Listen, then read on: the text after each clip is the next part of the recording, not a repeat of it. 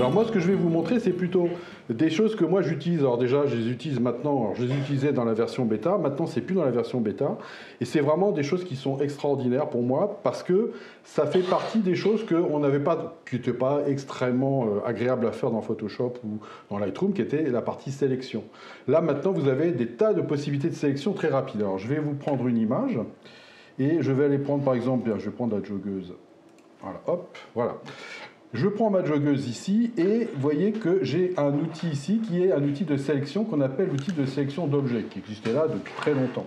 Mais ce qu'il faut savoir, c'est que maintenant, vous allez avoir un petit bouton ici, sélectionner des personnes, et une petite flèche qui va vous permettre justement de pouvoir actualiser. Et si je clique ici, vous voyez que je vois apparaître ma personne. Donc je clique là et regardez qu'est-ce qu'il me dit. Il me dit qu'on peut sélectionner les cheveux, les sourcils, les yeux. Alors, diaphragme, je ne sais pas pourquoi ils ont créé, en fait c'est les iris. Oui, c'est l'iris de l'œil. Le nez, ouais, mais je ne sais pas pourquoi ils n'ont pas dit iris, quoi, ça serait plus simple. La bouche, les dents, les oreilles, la peau du visage, vous avez le haut du corps, mais c'est la peau, vous avez les bras, vous avez les mains, vous avez les jambes. C'est pour ça que j'ai pris cette photo, parce qu'il y a vraiment tout. Les vêtements du haut, les vêtements du bas et les chaussures. Alors là, j'ai recadré l'image, mais il y avait les chaussures aussi. Donc vous voyez que c'est quand même extrêmement puissant. Et si éventuellement, alors on va pouvoir le faire autrement après. Tu peux en sélectionner plusieurs. Alors voilà, je vais commencer simplement en me disant, voilà, ce que je voudrais, c'est simplement, je ne vais pas bouger le vêtement. Ben, je vais lui dire, ben, j'aimerais bien prendre le vêtement du haut, je clique, le vêtement du bas, je sélectionne les deux, je fais appliquer. Voilà, et ça y est, j'ai une sélection du vêtement. Je vais ici dans mes réglages, je lui dis que je voudrais prendre par exemple un petit niveau, et puis j'éclaircis, et vous voyez que eh ben oui, on voit bien que c'est bien que le vêtement qui a été pris en compte, il n'y a rien d'autre, quoi. Donc ça fonctionne vraiment super bien, voilà, malheureusement. Mais c'est comme ça. Voilà, donc ça veut dire que il suffit de lire, hein, et là, c'est pas les actions, ça, hein, c'est vraiment que des sélections. Donc si par exemple je décide de prendre quelque chose d'un petit peu plus sophistiqué, on va se prendre un petit... Alors je vous montrerai après avec des groupes, parce que ça marche aussi avec les groupes, bien évidemment. Ça va de soi, mais regardez là, je prends cette image, et là, en fait, j'ai pas vraiment besoin d'aller cliquer sur le mot sélectionné. Vous pouvez aller sur la petite flèche. Alors là, vous voyez, comme ces photos sont déjà chargées, il les a déjà fait, mais sinon, bah, vous cliquez sur le petit truc, il va réanalyser, et après, vous vous baladez dans l'image, et regardez, il vous montre... Comme sur le masque de Capture One. Eh ouais, c'est trop fort, regardez, hop. Voilà, donc si par exemple je décide de prendre uniquement les iris, je clique là. Vous voyez, ça y est, j'ai pris mon iris. Je vais zoomer pour que vous voyez bien. Et vous voyez que j'ai bien vraiment les iris, il n'y a pas de problème là-dessus. Je décide de faire une courbe. Je décide d'éclaircir mes iris. Et voilà, et vous voyez, ça marche vraiment nickel.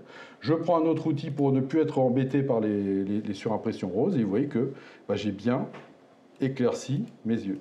Voilà, vraiment, hyper vite. Je pouvais le faire avant, mais là, vous voyez, l'avantage, c'est que c'est extrêmement fluide. Ah, c'est un clic. Donc, l'intérêt de ça, c'est que vous pouvez comme ça travailler de manière très fluide et très, vous voyez, avec un espèce de rythme qui est très agréable. J'ai une question, justement, parce qu'on parlait un peu d'automatisation. Est-ce que ça, tu peux l'enregistrer justement dans une action pour faire en sorte que sur une série que tu aurais faite avec ce modèle, il sélectionne automatiquement les iris? Chose que je peux faire sur Capture One, par exemple. Ouais, bah tu peux. Alors, dans Photoshop, oui, tu pourrais faire une action. Dans Lightroom, il n'y aura même pas besoin parce que tu as des actions adaptatives. Et tu lui dis, tu sélectionnes à chaque fois les iris et tu les éclaircis d'un tiers et il va te le faire, quoi. Bon, voilà. Là, Photoshop, c'est vraiment unitaire. Donc là, vous voyez, si j'ai 3 personnes, bah, je vais reprendre ici. Vous voyez, ça tourne. Vous voyez, c'est en train d'analyser l'image. Vous voyez, voilà, il a analysé. Je clique ici. Et vous voyez qu'il a bien trouvé les trois personnes. Et vous avez vu qu'il a bien délimité les 3 personnes.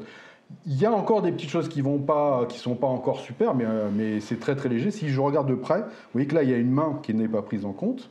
Sur celle du milieu, vous voyez, il ne prend pas la main. Mais bon, ça, c'est des choses qu'on règle en 15 secondes, donc ce n'est pas vraiment un problème.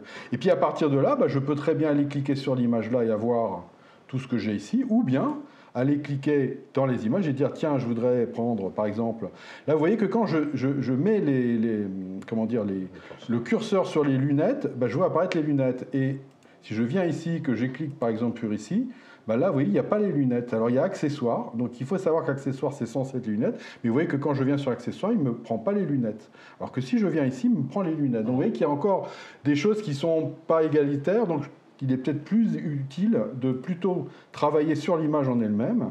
Et vous voyez que si là je décide de prendre elle et que je clique sur ça, bah ça y est, j'ai ma sélection de mes lunettes instantanément. Donc vous voyez que c'est quand même quelque chose qui est vraiment super pratique et qui va super bien marcher. Donc moi j'utilise depuis déjà un moment, parce que c'était avant dans la version bêta, mais je peux vous dire que ça fonctionne vraiment très bien. Alors il y aura toujours des petites choses à enlever, des petites choses à corriger, mais enfin ça fait 80% du boulot, il vous reste 20%, vous pouvez corriger le masque, vous pouvez faire des tas de choses. Donc je pense que c'est vraiment une fonction qui est vraiment extrêmement puissante. Et donc, j'imagine qu'à cause de ça, ils se sont dit que dans Lightroom, ils pourraient faire, alors ils font déjà ça évidemment dans Lightroom aussi, mais ils se sont dit que pour les paysages, ils pourraient faire la même chose. Et ouais. Alors là, ce que je vais faire, c'est que je vais le faire dans Photoshop. Pourquoi je vais le faire dans Photoshop? Parce que si je prends un paysage, je vais prendre celui-là par exemple, et que je viens ici dans mon filtre, et que je prends Camera Raw, en fait, c'est comme si j'étais dans Camera Raw ou que j'étais dans Lightroom. C'est exactement pareil. Et là, vous voyez, j'ai la possibilité ici d'aller sur le petit rond. On a exactement le même dans Lightroom. Je vous montrerai après dans Lightroom puisqu'on va faire un tuto Lightroom. Et regardez qu'est-ce qu'il y a. Vous avez paysage qui est apparu. Et quand je clique sur paysage, il va analyser l'image et il va décider que, il va y avoir un certain nombre de choses qu'on pourrait sélectionner. Alors là, il a décidé qu'on pouvait sélectionner le ciel, la végétation, l'eau, et le sol naturel. Alors, le sol naturel et la végétation, oui, ça peut être un peu en doublon, mais bon, voilà, vous avez un peu une idée de ce qui se passe. Et donc, si je décide, par exemple, de sélectionner le ciel, mais non, je pourrais peut-être lui dire, je vais tout cocher. Voilà, ce qui va me permettre comme ça de créer 4 masques. Hein, donc là, je le fais, vous voyez, je me retrouve avec mes 4 masques. Et je vais prendre le premier, le ciel, et je vais pouvoir éventuellement éclaircir ou assombrir le ciel. Et vous voyez que c'est quand même, ça marche bien. On a de la végétation, on a des arbres et ça passe à travers. Enfin, je trouve que c'est quand même vraiment très très bien fait.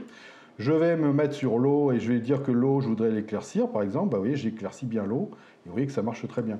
Alors, je ne dis pas que c'est parfait, bien évidemment, rien n'est jamais parfait, mais ça marche quand même plutôt bien.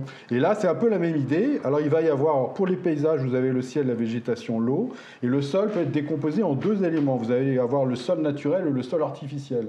Donc, si par exemple, il y avait une jetée en bois au milieu, ça serait du sol artificiel. Il arrive à décomposer les deux. Une allée dans un... Ouais, voilà. Donc, oui, c'est quand même bien foutu, quoi. C'est bien vu. Et ça n'est que les débuts. Alors, évidemment, on se doute bien que ça va évidemment énormément augmenter après. De toute façon, dans quelques temps, tu leur rends commande vocale, tu te diras...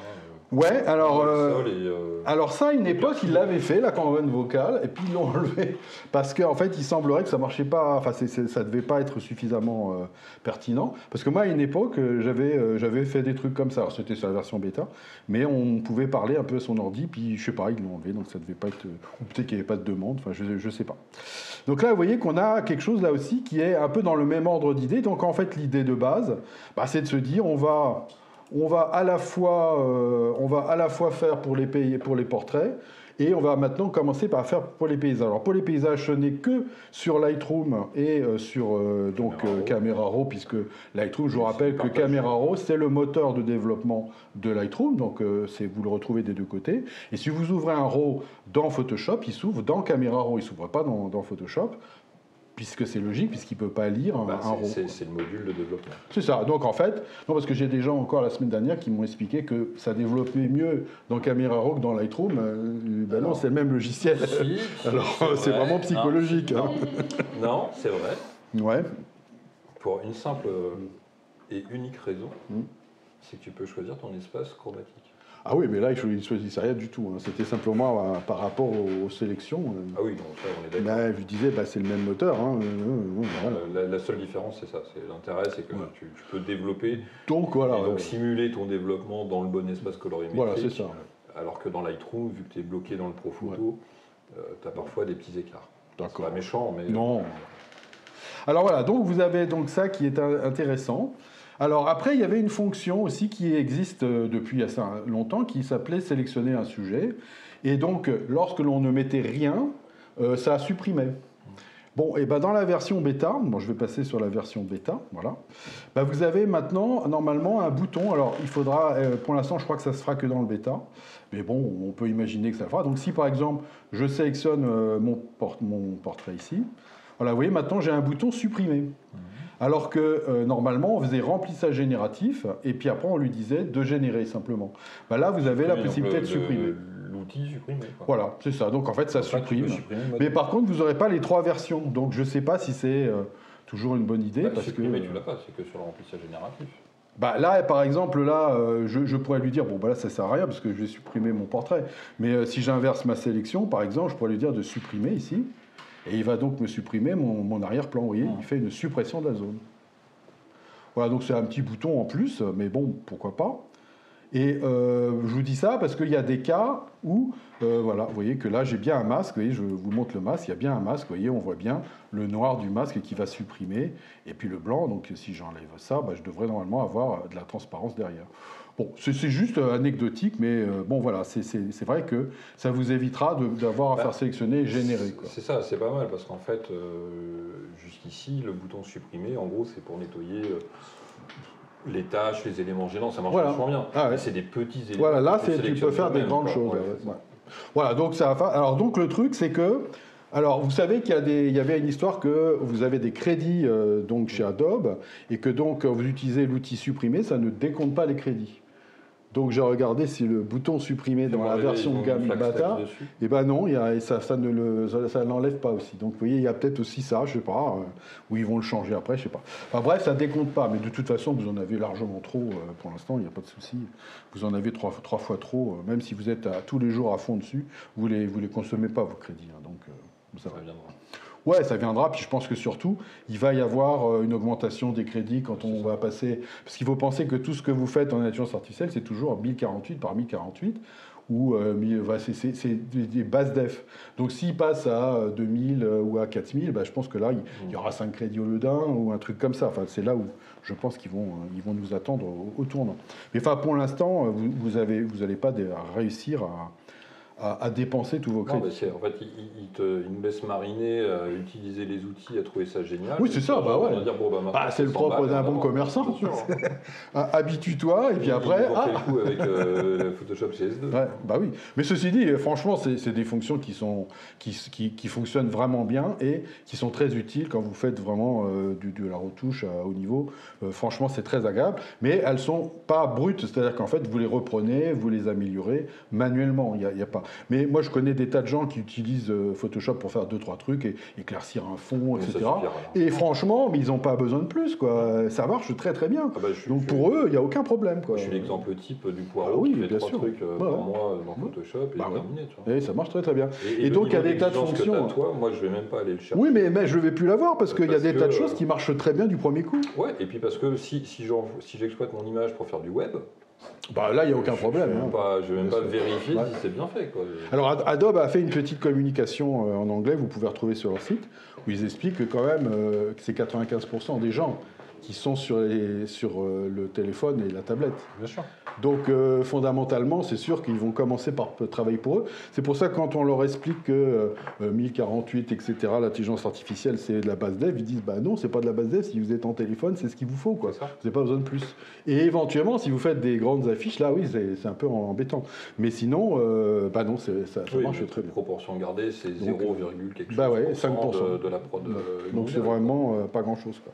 Voilà, donc bon, ils vont le faire. Hein, ils ont dit qu'ils allaient le faire, mais enfin, ils prendront leur temps parce que pour eux, c'est pas la clientèle rêvée dont ils ont besoin, quoi. Tout en plus qu'il y a quand même maintenant des concurrents. Il n'y avait pas de concurrents, avant ils étaient tout seuls. Maintenant, il y a des concurrents, donc forcément, ils ont peut-être être plus intéressés à faire gaffe à ce qu'ils font pour qu'il y ait de plus en plus de gens qui utilisent Photoshop, qui est abonnement, donc payant. Je vous rappelle que si vous êtes sur Affinity Photo, vous payez 70 balles une fois pour toutes et c'est réglé. Ouais, et que jusqu'à maintenant... Tu as les mêmes... non, mais ils font quand même beaucoup de choses, ils font des mises à jour, et les mises à jour jusqu'à maintenant n'ont pas été payantes. Donc c'est vrai que là, ils ont quand même un concurrent qui doit un peu les énerver, quoi. Bon. Voilà, donc ça c'était la mise à jour principale. Il y a une autre petite mise à jour, mais je crois que j'en avais déjà parlé, mais comme je suis vieux et gâteux, je ne sais plus si je vous en avais parlé, de la correction des couleurs. C'est moche. Ou ça, oui, tu nous en as déjà parlé. Mais je veux bien une... Vas-y, je t'autorise. Vous voyez, il reste 10 minutes. Ah ben, je vais faire autre chose après. Mais vous voyez que là, bah, quand je fais ça et que je clique par la barre d'outils, il me montre les couleurs les plus majoritaires, voilà, de la photo. Et si je clique sur une de ces couleurs-là, et ben, je vais pouvoir donc la modifier. Voilà. Vous voyez, je peux la modifier effectivement. Alors ça, c'est une mise à jour c'est bien pour tes trousses. voilà, ça peut aider.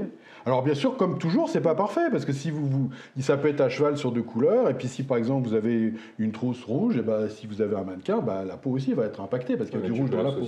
Donc voilà, tu t'en fais un masque et après tu vas modifier ton masque. Vous voyez que il a créé automatiquement un calque de teint de saturation, donc un masque, et vous pouvez sans problème là. Et vous voyez que là, dans les propriétés, vous retrouvez votre élément d'avant. Ils ont simplement rajouté une barre par-dessus. Donc en fait, il est un petit peu amélioré et puis voilà, quoi, ça s'arrête là. Mais bon, voilà, ça peut aider dans certains cas et c'est vrai que ça peut être assez agréable, quoi. Donc ça, à mon avis, c'est pas du tout une mauvaise idée. Ils l'ont intégré dans Lightroom ou pas encore? Alors pour l'instant, non, j'ai pas. Parce que leur espèce d'ersatz je crois pas. modification de couleur qui est quand même pas. Bah oui, c'est ça. Je crois qu'ils ont plutôt là, ouais. Ouais, il est quand même pas des plus. Non, il n'est pas très pratique. Non. Alors justement, je l'ai passé donc dans Lightroom. Voilà. Donc voilà, dans Lightroom, alors je vais vous parler de l'importation, mais avant de vous parler de l'importation, je vais donc essayer d'aller chercher un RAW et puis je vais me chercher un paysage. Bon, j'essaie de trouver un paysage avec un peu d'eau. Voilà, je vais prendre un truc comme ça, par exemple. Voilà, je pense que si je fais ça, voilà. Un vieux paysage d'avant, ça c'était carrément de l'argentique, ça. Et je vais passer en développement pour vous montrer que, vous voyez que ici, je vais bien avoir, si je vais sur le petit truc rouge, là, le petit rond, là, vous voyez, il vous met nouveau, sélectionner les éléments de paysage, vous voyez. Donc il vous explique comment ça fonctionne. Donc là, c'est plutôt bien foutu à ce niveau-là. Vous voyez, vous avez vraiment il vous explique à chaque fois. Et après, vous allez avoir paysage ici, et vous voyez qu'ici, il va me faire une détection de paysage.